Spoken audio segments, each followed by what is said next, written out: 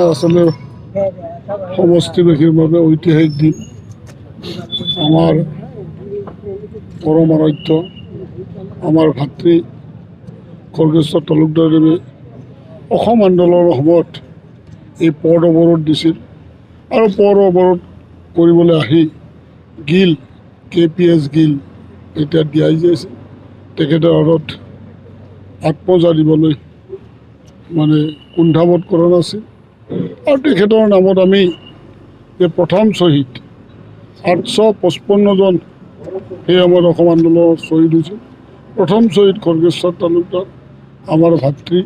গতিকে আমি তেখেতৰ নামটো চিৰস্মৰণীয় ৰখাৰ কাৰণে চেষ্টা কৰি আহিছোঁ অহৰ্নিশে। আৰু এইবাৰ মই MLA হৈ প্ৰথম বিধানসভাত প্ৰথম কুৱেশ্যন আছিল যে মই খড়গেশ্বৰ তালুকদাৰদেৱৰ নামত কি কৰা হৈছে। তেতিয়া দেখিছিলোঁ একো কৰা নাই অসম চৰকাৰে।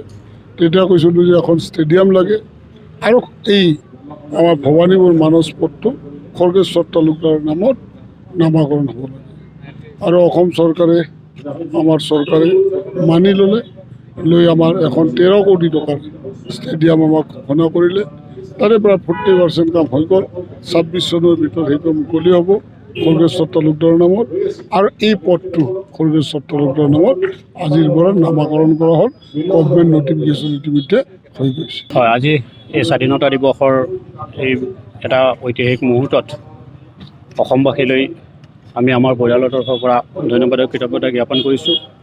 আমাৰ 41 নং ভৱানীপুৰ বিধানসভা সমষ্টিৰ সন্মানীয় বিধায়ক ফণীন্দ্ৰ তালুকদাৰদেৱৰ যি একক প্ৰচেষ্টা আৰু শুদ্ধ সত্যনিষ্ঠ যি চিন্তাধাৰা, এই চিন্তাধাৰাৰে তেওঁ অসম আন্দোলনৰ সেই চিৰযুগমীয়া যিটো পটভূমি আৰু পটভূমিৰ প্ৰথম শ্বহীদগৰাকীৰ স্মৃতি চিৰযুগমীয়া কৰাৰ স্বাৰ্থত ভৱানীপুৰ হালবাৰী মানস ৰোডৰ যি নামাকৰণ শ্বহীদ খড়গেশ্বৰ তালুকদাৰ পথেৰে নামাকৰণ কৰাৰ যি চিন্তা, এই চিন্তা সঁচাকৈ শলাগিবলগীয়া। আৰু তেখেতৰ এই চিন্তাক বাস্তৱত ৰূপ দিয়াৰ ক্ষেত্ৰত অসমৰ মাননীয় মুখ্যমন্ত্ৰী মহোদয়ে যি পদক্ষেপ গ্ৰহণ কৰিছে, এই ক্ষেত্ৰত আমি অসম চৰকাৰলৈও ধন্যবাদ আৰু কৃতজ্ঞতা জ্ঞাপন কৰিছোঁ।